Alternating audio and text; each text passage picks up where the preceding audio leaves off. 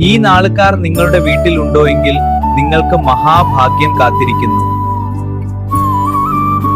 കാർത്തിക നക്ഷത്രം മുരുകന്റെ ഏറ്റവും പ്രിയ നക്ഷത്രമാണ്.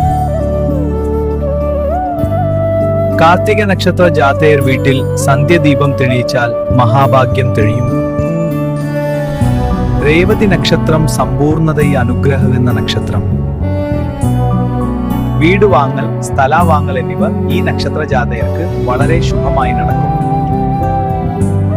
രോഹിണി നക്ഷത്രം മഹാഭാഗ്യം കൊണ്ട് ജനിക്കുന്ന നക്ഷത്രം. ഭഗവാൻ കൃഷ്ണന്റെ അനുഗ്രഹം സദാ തുണക്കും. ഭരണി നക്ഷത്രം ശിവശക്തി അനുഗ്രഹം കൂടുതലായ നക്ഷത്രം.